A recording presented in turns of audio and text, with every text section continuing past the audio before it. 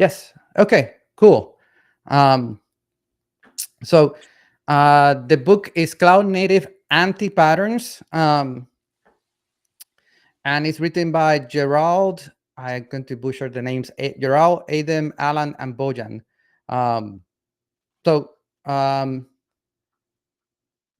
Bojan, welcome. Can you give us a background of yourself, and then we talk a little bit about the where the book idea came from. Sure, no worries. Hi everyone. Bojan Zivic. I'm a principal consultant. I'm here from Australia at a company called Mental Group. A bit of background on me. I've been in the CNCF space in Australia with the communities, helping various events, hosting meetups, so on and so forth for the last maybe 3, 4 years or so. I And heard there's with the book an event called CloudCon, or was it KCD or something like that? CloudCon. So what's happened is there's been a bit of a rebranding with KCD in Australia. It's now going to be CloudCon. It's now running for its fourth successful year. The company I work for is actually going to be a sponsor as well. So that was a big success for me personally. I'm like, excellent. I can kind of give back a little bit. Um, it's a great event. Is it It's grown growing? from a couple of hundred to 400 to the last one being almost 1,000. Oh And wow! Oh wow! for My God. yeah, it's getting there. It's getting there. So I always wanted to go to Sydney. So maybe what I should do, maybe I'll make a promise here that maybe I go for CloudCon. When is that happening? CloudCon is happening in September in Sydney. September. Okay, I Yeah. think I can make it in Uh, September. And is there a CFP that I can submit a talk?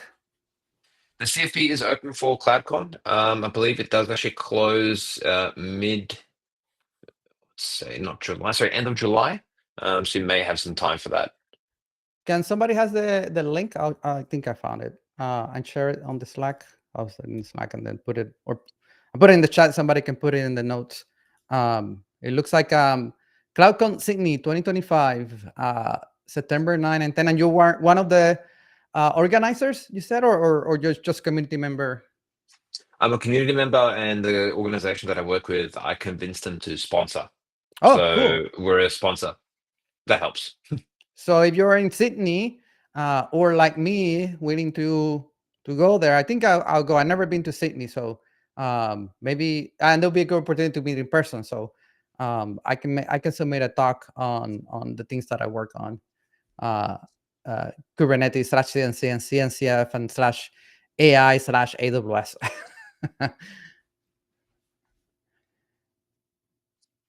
So going to back to the book. So it looks like there's a growing community in Sydney about cloud native, Kubernetes, CNCF. Um, where did the book idea came from, and you and the other book authors, so you can say a little bit about Well, them or the story. sure. Well, the story is that I actually got contacted by Gerald colleague of mine through various companies that we've worked at. Either I've worked as a consultant while he's been at the product side, or vice versa. He reached out to me, and then he reached out to Aiden. I found Alan, and all of us are interconnected here at not just the CNCF community, but also the AWS community. For example, myself, I'm an AWS ambassador and an AWS community builder as well. Okay, good. I'm The familiar with the same program. Yeah. goes, yeah, same goes with Alan Blocky and Aiden as well. And what happened is we've all had, some scars, some war wounds from working with organizations that are transforming into a, cloud native sort of, so we say, organization, not just moving their tooling and their infrastructure to cloud native structures. And we thought, hey, what if we share them in something that's more digestible rather than just presentations and, um, you know, YouTube videos. Okay. And all of them have experience like in large enterprises, like running cloud native and AWS in Oh, Sydney, with absolutely. corporations in Sydney. Well, the funny thing is that in Sydney, there's this assumption that because there's only about in Australia, let alone Sydney, 27 million people, that there may not be as much usage.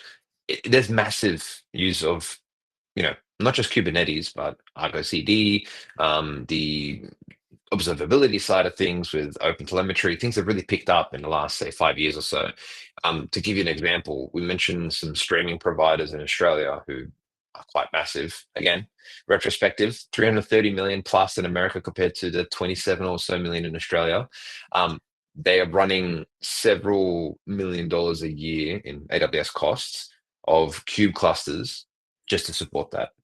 So we have huge organizations here that actually use it, including all our major banks as well. And that's great. And then that you're forming a local community around that. It's always helpful for like people finding jobs or switching Mhm. companies or just learning right what other companies are doing. That's the kind of like the Knative and KCD, but doing it locally is more like Mhm. relevant to a company doing things maybe for the local government or regulations or like maybe the things, some applications that run in the Sydney area is not the same as the other areas, right? They can learn about those things Exactly. in person, right? In their Sydney or Melbourne, it's kind of the other big city. Yeah, so in Australia, the community scene, if it's not just CNCF, if it's also the various cloud vendors, you've got essentially everywhere from Brisbane, Sydney, Melbourne, and typically Perth. Those would be like the four major cities. Um, each one of them has their own community groups that are coming up and now for CNCF. There is one of the organizers from CloudCon, Oliver. He is starting up the Argo CD meetup in Sydney, Oh, and that's really? been running Wow. now for the last 3 to 4 months. There's also the Cloud Native Security meetup, and security is always a very hot topic in Sydney. As well as there is up and coming the Cloud CNCF meetup, specifically CNCF. So Oh, what Brad McCoy and Oliver, both organizers, have been trying to do is find a more repeatable pattern, not just one big event a year, maybe every 3 months or so, to really kind of kickstart those meetups. and the Argo CD one, I'll reach out to you because if I'm going there, maybe it lines up with the CloudCon. I meetup lines up with the time frame of CloudCon. That's happening. That Argo CD is in Sydney. Argo CD meetup is in Sydney, yes. Oh, cool. Okay. Let me go back. I think I have the book here. So let's go over a few aspects of the book I was reading. So this book, I lost my window. Where's my window? 1 second. Um, yeah, it has what's it, 13 chapters or 12 chapters? 15 Um, chapters. where's the table of content? I think I saw it somewhere. Or maybe it's not here. Maybe it was in the book. Oh, okay. So these are the different parts. The parts is the introduction ones that you talk about the alignment, the core shore. You talk about CI/CD. There's a part 3 or part 2. There's quite a few parts. FinOps, how to avoid build shock, Mhm. how to meet security and compliance goals. But a lot of aspects of this book, what I was reading it, it's applicable even if you're running like cloud native on premises, right? Like having CI/CD, good software lifecycle type of things. But the good thing is sometimes people use Kubernetes on premise, but when they're going to move to the cloud, that's where like they cannot find a lot of like documentation online. Is that a true statement or not? Like uh, and at least for myself, I see a lot of like end users trying to run Kubernetes the same way they run it on premise, so they just use Mm. cups or something like that. They try to move the everything like take it and then move it versus like these pieces we can just not stop So doing. 100%. There's that concern of lift and shift. Like, even though you're not moving a monolith, you may be moving your microservices you built out from on-prem to AWS. There is a massive benefit to adopting the, let's just say, the cloud vendor specific control plane instead of utilizing something like hops, or the various other provisions you can use. I know there's other tools and COPS besides on-prem, but to be honest, last time I touched on-prem was about 4 years ago or so. I've been well stuck into the cloud but at some time. But no, you're absolutely right. We always need to be careful of we don't bring the so we say some of the ways of working that work on-prem to the cloud. You can incur huge bill shock by doing that. All the build shock, yeah, yeah. and also reliability, right? You bring Mm. your existing problems of like managing that SCD database, right, or the master Hmm. control plane, that all that effort, because you got it working and you got it like stable. You just Mm. move it to the cloud, thinking like I have it stable, nothing will happen. Like, but that's waste that you can just throw away, right, and invest that time something else or risk. Just let EKS handle it. Or the managed provider, right? It doesn't matter which cloud it is. Yeah, Um, GKE, AKE, all of them. Yeah. so let me see. I was looking at some of the um, patterns of like the book of. Sometimes was I guess it's difficult to write like everything in a standard format. Like this is like pinpoint an anti-pattern, right? Because sometimes you want to write it in the forms like I want to tell you like what is the ideal state of things or what is the ideal way of Mm. doing it, right?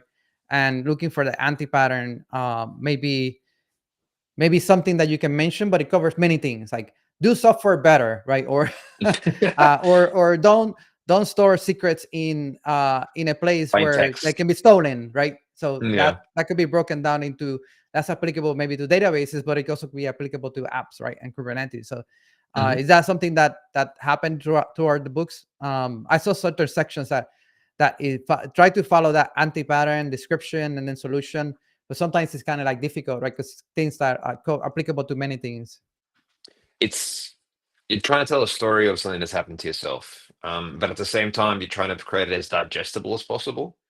And part of doing that is that you can't be overly prescriptive in the way that you're kind of stating what the actual anti-pattern is in some cases, right?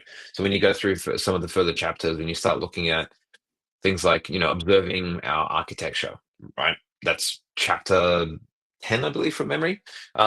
You can get very specific in things that people miss out on, like missing things like creating too much feedback and alert fatigue and so on and so forth. But when you get a little bit more meta, for example, in chapter 3, where we talk about rethinking governance in a cloud native paradigm, that's when it gets kind of a bit obtuse. It's hard to get all the anti patterns in one place. So then what we basically found really worked well for us in that case has always been to kind of highlight the most obvious and common ones and expand on them through talking about our experiences and stories. Effectively, our war stories of what happened to us that can reflect well onto the anti-pattern that we're trying to discuss. Yeah, I noticed that you this in this section you talk about like the first.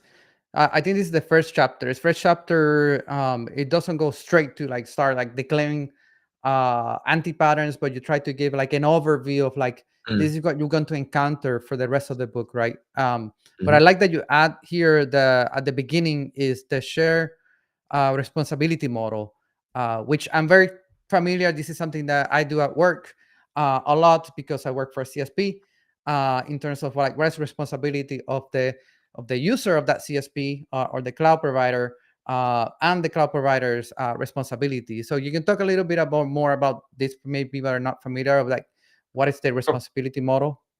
Sure. I'll take both the on-prem example first, and then I'll translate that into the cloud provider side. So, the shared responsibility model on-prem would be that you would have a team that manages networks. You would have a team that manages most likely the database layer, essentially the hardware layer. You'd also have a team that manages the application layer, and the responsibility would lie within those dedicated teams, specifically when something goes wrong. Like if an application breaks, you wouldn't be basically telling the app team, okay, go swap out some hard drives from a SAN, or go upgrade some RAM. It's very different responsibilities for what they are, and that's on-prem, right? And that's all within the realm of you whose hardware it belongs to. Now that changes when you get to the cloud provider side of things. um, the cloud provider takes care of quite a large majority of the hardware needs that we once had to deal with ourselves. So in case anything does go down, and let's face it, in case some of the cloud providers do go down, like AWS, a third of the internet goes down at this point. Um, it's not much our responsibility as it was before. Like, for example, patching hypervisors. We don't have to worry about that.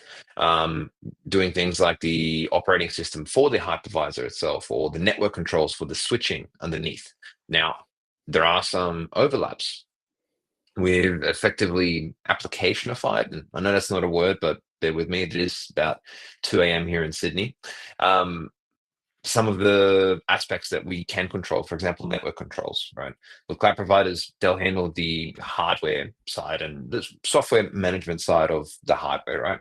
But we're still deterministic on how we do ingress and how we do egress, where our vertical controls are between, allowing one system and another to communicate. And as you go further and closer to the application stack, away from the hardware side, you can see that we shift from the customer responsibility to the cloud provider responsibility, right? So the customer, the further you go up, is more and more in charge of what they actually need to manage. Like, for example, data, not the data transfer speeds and such, but specifically the data itself, where it's going, how it's being stored, if encryption is being done on the data itself, and so on and so forth.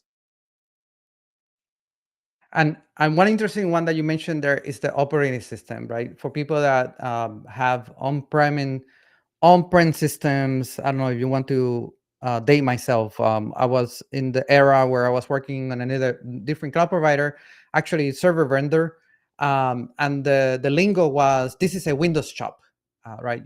I went to the New York Street, Wall Street, right? All these customers like, we're a Windows shop, or we're moving to a Linux shop. Back, I don't know, like 25 years ago.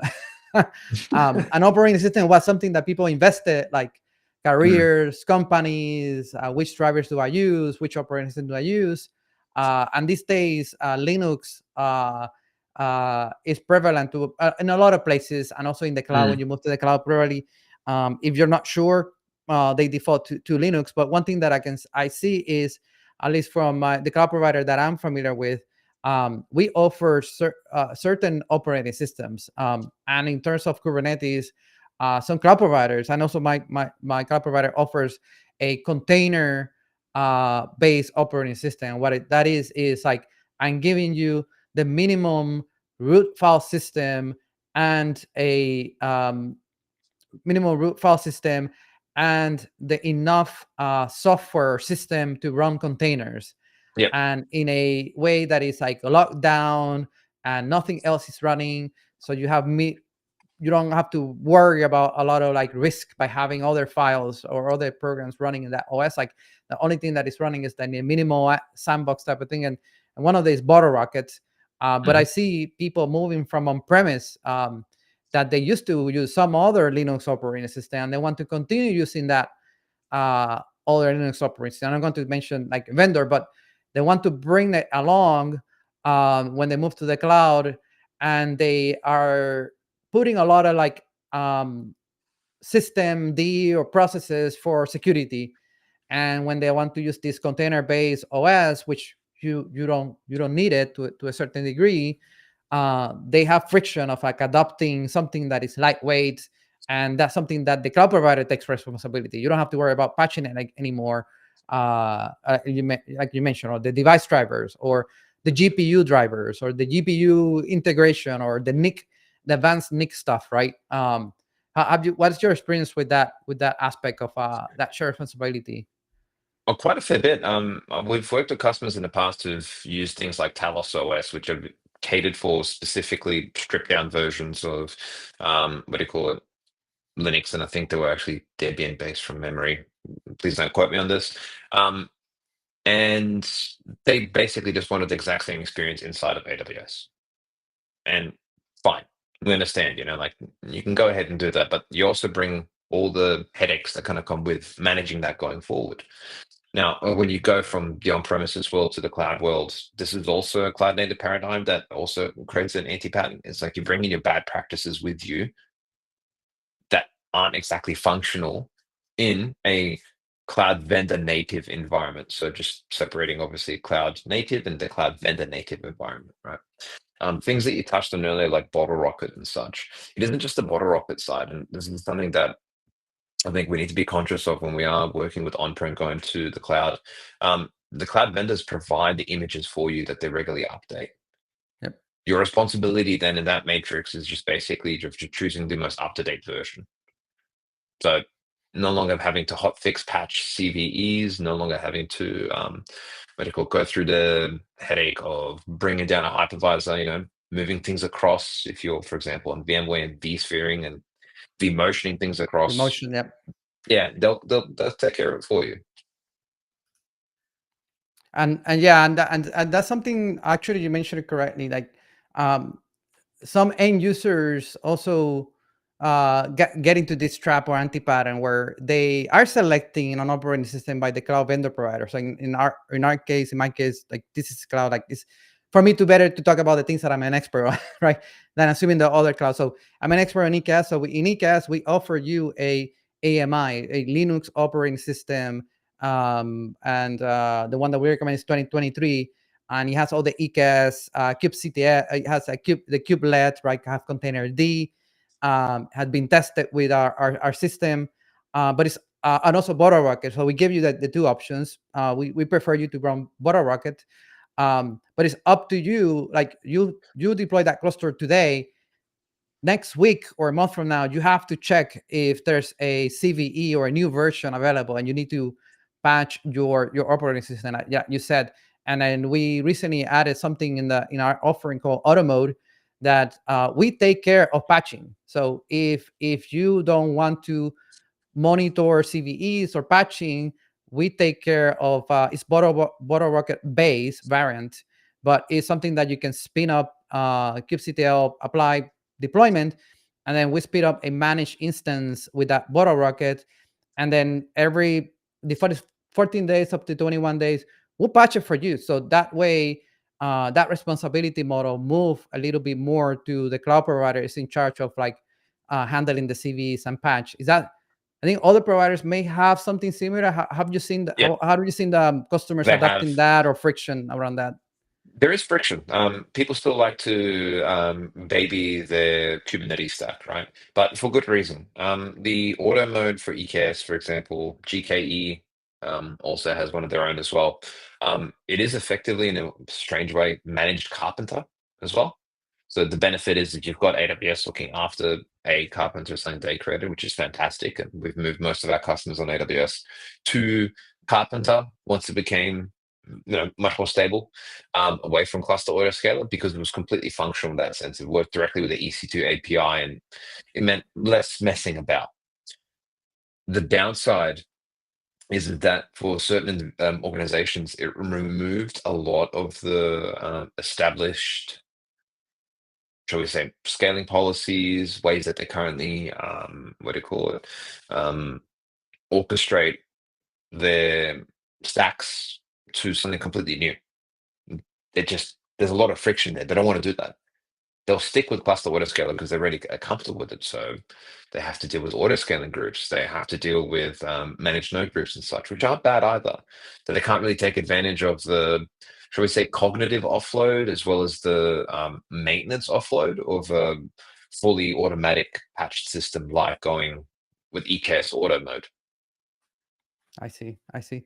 Yeah, exactly. Like it's sometimes it's the unknown, right? Like this is new, so I Mm, already know how to do auto scaling with auto scaler. mhm, What is the delta, right? And finding time or people to sit down and finding time to compare both. mm, What do they lose, right? What do they win? What is the trade off? So I yeah. think that's what you mean. Like, and for some, it's a matter of like doing that exercise and justifying like will be better there, and then for others saying some apps are good to go that way, and some apps we just skip them, right? Mm, So there's a good question. I think you answered, but let's answer it here for people that are like listening. People are like, you have all these anti patterns, and Mario asked, should we first fix the FinOps anti patterns or the security ones? And and that's a question that's a good one because it means like somebody read the book, uh, read the anti patterns, agree with the anti patterns that they're correct. The second one is identify anti-patterns that they're doing in their company. So the next consulting question is, should we do them all at the same time? Or if we don't have enough, unlimited bandwidth and people and consulting power, which one should we do first? You should never, for the sake of saving money, create security issues. Or rather, security should always come first in everything. So we discussed a lot of things in the book, right? From the CI/CD side, from the observability side, from doing the wrong things with scaling, picking the wrong services, and so on and so forth. But security should always come first. And particularly the way I answered the question was to basically say that if you don't have enough security and you break compliance, especially if you're coming from organizations that have to be held to, for example, Australia, we've got some financial services compliances, FIPS. If you were to break them, there's massive fines that are fined at a percentage of your revenue, profit. Sorry, not revenue, and that's huge. So if you're in the banking sector, if you're in the financial services sector, there are huge concerns. Or if you're a company that's working with government organizations, if your security doesn't match up to the government standards of APRA, which is the Australian compliances for security vendors and such, and so on and so forth, um, you may actually just lose that work because you're not there. You've been audited and you haven't completed that. The thing is, though, FinOps then follows that because you're making security choices that then have to have trade-offs with your FinOps. So there's acceptable, what do you call, costs that come from security decisions. Say, for example, your ingress provider, right? You decided to go Istio with Istio Gateway, and you've decided that you're doing MTLS throughout. Well, that's a security decision. It's a fantastic one. It's potentially a difficult one because you have to obviously manage your own certs and such, which obviously there are ways to do. But it provides you that end-to-end security, security in transit in particular, right? Um, Great. The downside is you're going to be spending more on your what do you call overall compute over a longer period of time. Yep. One, you've got to manage the ingress gateway. And then two, every one of the daemon sets or sidecars, depending on how you choose to have Istio set up, will also be a very tiny, but a consumption of compute resources across the board, right? And especially the further you scale out, the more you will actually have to, what do you call it, scale your compute up. Yeah, So and I trade-offs. call them accessories. Like you start using a Kubernetes system, right? And it could be in the cloud, it could be anywhere. Like it still runs anywhere. Then comes the accessories. Like those accessories, actually, you have to keep them up to date. You have to clean them up. They consume space, right? You have to store them somewhere. So they will consume CPU, memory, and storage, and network bandwidth. But they help you. The accessories help you to be in compliance with the fashion statement or something that is obligatory, right? If there's a Mhm. dress code, you want to be there, right? You don't want to Yeah. be outside and lose deals, right? These are companies that are like not running Kubernetes because it's fun to run Kubernetes. It's like, what would be the most effective way to get a deal with another enterprise or B2B Mm. or government, right? Contract, and then get some revenue out of it after an MPL. So you mentioned here, I look for the importance, talking about the topic about security. I was going to say something about interesting about Istio. Usually, like and the MTLS. One aspect that sometimes some end users leverage is if you are using, for example, in ECAS or EC2 Nitro systems, when you're communicating through the network from one pod sitting in one EC2 instance to another one, that communication is encrypted by our infrastructure, right? And some people have a misconception that traffic is not encrypted. But if they want another layer, like you said, like, well, can I trust that the client app is actually who it says it is and connecting to the server, and the server is who thinks it is, right? That trust is like the mutual TLS is the next layer if you are looking for that requirement. But in terms of like encrypted bytes from node to node in the on-premise, what I remember doing on-premise side was just two physical machines sitting behind me, right? And I needed to prove that the stuff going over the cable to the next building was encrypted, right? So you needed to encrypt it yourself. You on the race floor. In a cloud provider, that's happening, and to meet certain regulations and criteria, right? That encrypted traffic should go with these two endpoints, should be encrypted. But that encryption and then the multi-TLS gives you the like with certificates, right? Authenticate who's the, do I trust that client talking to me, and then the client, like, am I talking to the right DNS one that has the right certificate? So that's an aspect that some people miss in terms of that. So I'm showing here in the screen that talking about compliance security. So some folks, it's very difficult to achieve compliance, right? There's different standards that for certain workloads that you do, either for health, life and science, or it could be government, right? Or it could be FINA, financial, FSI. There's different regulations that you have to use a cloud provider service or configure a cloud provider service to meet that criteria. And then the responsibility model that you mentioned is on my end. I have to make sure my workloads and the way I configure that system is compliance. That takes an effort for someone doing it the first time, right?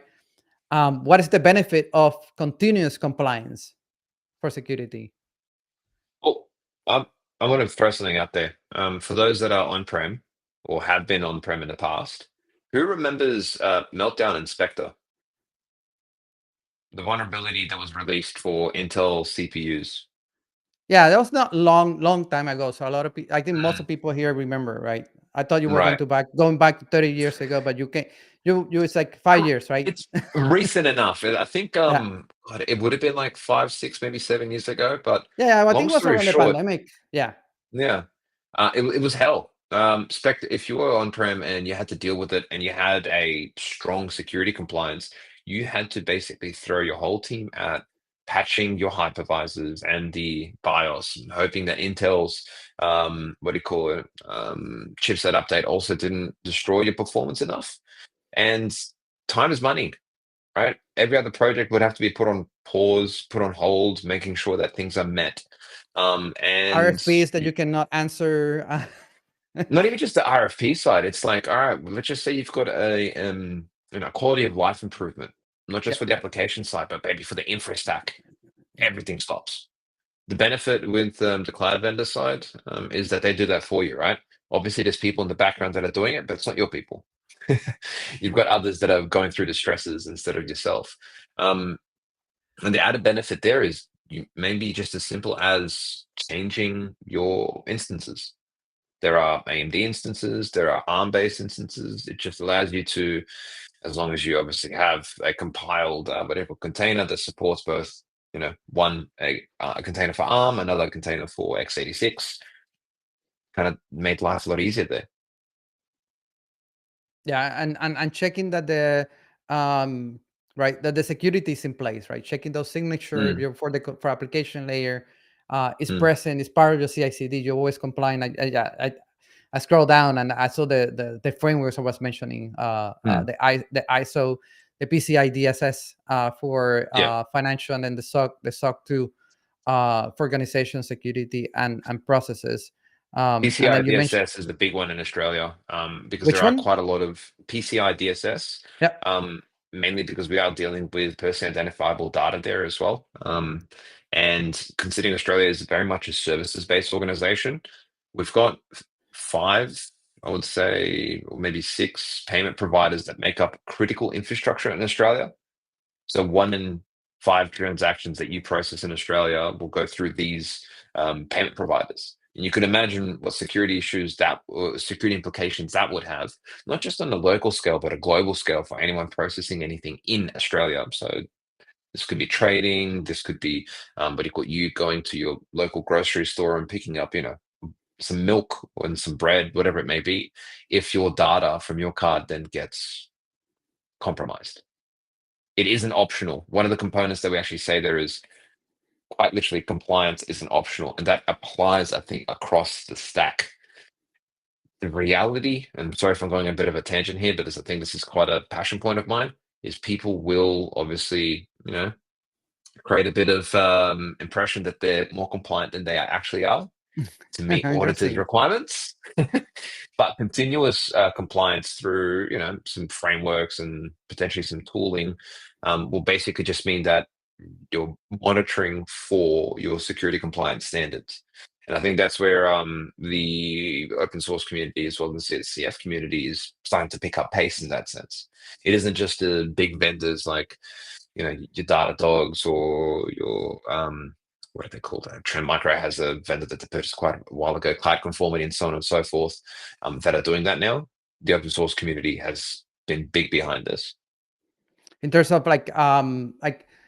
frameworks, automation, or tools to evaluate if an environment meets a certain framework, like can you scan if how well am I doing in this framework? Like it's not me a Correct. human checking, it's an outcome report type of thing. Correct. I think from And memory, one of them was called Prowler that works on the CSPs, and they've been around for, I think, some time now. And I mean, we're running out of, we're short on time, but I wanted to cover one last item, which is just for food for thought for people that are listening or watching. Is with the book having so many anti-patterns areas, have you seen a trend of using AI or agentic AI to help, like for example, identify a system or troubleshoot a system or identify your non compliance or get that report out or process that report out, or maybe identify any of the other anti patterns? Have you seen a trend of like AI being useful in that area? It's both a blessing and a curse, so you got to be careful, right? So first question is that, all right, you're using an AI. If you're using a local AI, you know exactly where your data is going when you are going through the compliance measures, right? Even for security. So there are multiple MCPs, and for those that don't know, the MCP is a model context protocol. It's a new way of utilizing an LLM to do real-time RAG that allow you to, through your various providers, such as using it through Bedrock with a front end like Klein, or Q or Copilot, or really any LLM provider that has the ability to utilize MCP to speak to your kube cluster. And then you can say things like, for example, okay, Claude, can you please ensure that I'm meeting these security standards? Here's this document that I want you to absorb, and I want you to scan my entire cluster to figure it out, right? The part of the problem with AI is that this is the negative side, is I'm not looking for a nail. It can do it, but should you be doing it that way? Potentially not. Yeah. Should you be using compliance and security systems and standards and practices and frameworks and documentation? Yes, that's probably the best way for it. Should you be using AI to generate those if you have enough context to give it? Yes. So you find that balance. And we are getting to the point now where it's getting better. It's getting a lot better, right? Especially on the agentic side. I can now offload a lot of what I used to do using what do you call it, agentic AI for the documentation side, for the what do you call it, high level diagrams, even for things like mermaid diagrams, just by basically utilizing the right context and prompting for an agentic AI, right? And thank you for opening that, by the way. That's one that we've encouraged quite a lot of our customers that have all the right security and compliance things ticked off with AIs to use. The EKS MCP is really, really, really flexible because it just kind of gives people the almost immediate access that they need to vertical things around EKS in a consumable manner. I'll be honest, I'm still a K9S guy. Yep. So Me regardless too. of how many Yeah. LLMs there are, I'll still go to my terminal, K9S, investigate, run through. Yeah. I prefer it, right? But if you're digging a hole and you've got a spade and there's a shovel staring right at you, well, go for the shovel. Yeah, yeah, yeah. And sharing, I can put the link if somebody wants to put the link in the chat on all these MCP servers. Or you're new to this agentic AI MCP server is something that is tooling, program resources. I've been doing some work, and you mentioned the mermaid. So this one is one that I'm doing of like agents on Kubernetes using MCP and Bedrock, and it created this just looking at my source code. So I've been using a lot of Mm. these MCP servers. There's one for diagrams in here. There's one for actually we updated this website. So at least I'm familiar with the ECAS MCP server because I'm part of that team. So we released this one, and we plan to release a new one soon that is hosted. But this one, like you mentioned, is this MCP server is like giving you access like to things like kubectl, get the pods, CloudWatch, get the memory and CPU. But this one called troubleshooting, it's actually an API that doesn't run an MCP server. It runs back to our AWS cloud, and it searches through our troubleshooting database, RAG, and it comes back with suggestions about like you have something about AI and policies are wrong, or how to fix your configuration and things like that. So this one is a special one. But for folks to learn about this, this is something that other folks heard are using for that processing that report that you mentioned about like evaluating anti-patterns or checking that you're not Mm, doing the right thing, or maybe you're using environment variables as secrets, and like the thing can tell you you should not use environment variables as secrets, put them in a volume, right? Create a keep secret. Or maybe you're using a secret and you should be using the CSI Kubernetes driver, right? yep. There is the great differentiator here, is that this isn't just a single API call. Because we're working with agentic AI, you could have multiple things set up. You've got your MCP for EKS and Kubernetes running. So your AI is now aware of the cluster that you're working with based upon the context you're given it, right? And then you also have your code base, because you can run your agentic AI through your IDE, through the code base. And that could be the single source of truth. You go, okay, based upon my code base, and where you basically have either your Terraform files that make up your Kubernetes cluster, hopefully not, hopefully using something like Argo CD with COPS, not COPS, sorry, with Core and Helm and so on and so forth. Based upon what I have here, does the cluster that I'm connected to match up based upon, shall we say, deployment XYZ? So you can actually do investigations relatively quickly and get to, shall we say, the answer that you want without having to jump through so many hoops. Mainly because you get to a potential answer relatively quickly as compared to the manual hoops you'd have to jump yourself. Yeah. Verification So is the thing.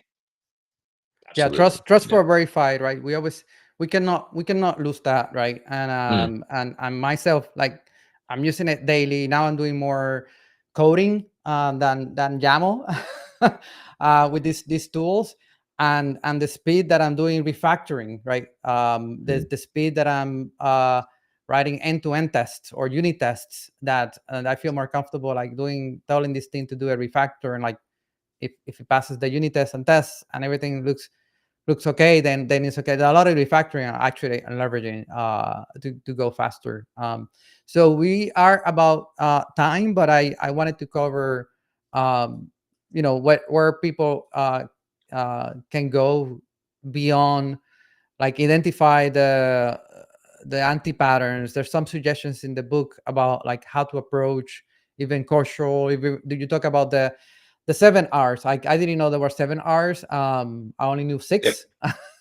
So I saw a seventh R. If you want to know about it, get the book, and you will learn about the migration strategies of like you have to re-platform, refactor, those typical things if you're not Relocate, familiar. Yeah, repurchase, relocate. retire, retain. Yeah, Yes. it's a lot of Um, R's to remember. you should remember six. Oh, in the book I was like impressed when I saw it. Like there's a seven. I started counting again. Like there's seven. So Bonjan, I appreciate your time here. I bet the people in the chat will say the same thing. You can type it in. That it's 2 a.m. in Sydney, and I have a promise. Like I'm going to go see if how can I book my travel to Sydney for the first time. I'm align it with CloudCon, and reach out to see maybe I can attend the Argo CD thing because I want to visit more people outside the US that they're doing cloud native. So appreciate your time here. Anything else that you want to plug beyond the book or LinkedIn or anything like that? Sure. There is my LinkedIn. Feel free to look me up. There is, I think, only maybe one Bojan Zivic on LinkedIn that I'm aware of, and it's probably this face right here. Um, I also have my own blogs that are submitted through LinkedIn as well. But obviously, the main thing is wherever you can find cheapest, buy my book. It's And one excellent thing I book. want It's to. 400. It's 442 pages. Mhm. So this book, if yourself you're using it and you think and you find it useful, please share it with your organization, because there might be people that are not Kubernetes folks, but there are people in your organization that I bet they're looking at migrations or total cost of ownership, or what things do we move, or what things that we can improve, or doing the measuring their platform, like doing data metrics. Like it talks about all these topics in there, and they can benefit from a book like this. And specifically, the anti-patterns that we selected, they are to stand the test of time. This is why we didn't just focus on basically anti-patterns with like AI and stuff like that. We're talking about things like where organizations pretend, say, like our infrastructure is too special to scale, or monitoring is too difficult. And those are the sort of questions that and blockers that we answer. Great, great. So thank you so much, folks. We are out of time today, but I'll record the small section that we talk about the book in this conversation, so you can share it and join us on Thursday, July 24th for the Argo CD. I'll post more information in the Slack and LinkedIn, and follow Bojan on LinkedIn and get the book. The book is available in pack, physical book. They give you the PDFs for free. You can load it up in your book reader and read it, or if you want to e-read it, you can give it to your app to read it for you. But yeah, it's a book that I'm almost finished now. Every morning I usually read the books while having breakfast, so I'm enjoying it. So thank you, Bonjan, for your time. Appreciate it, and see you folks. Thanks, everyone. Bye.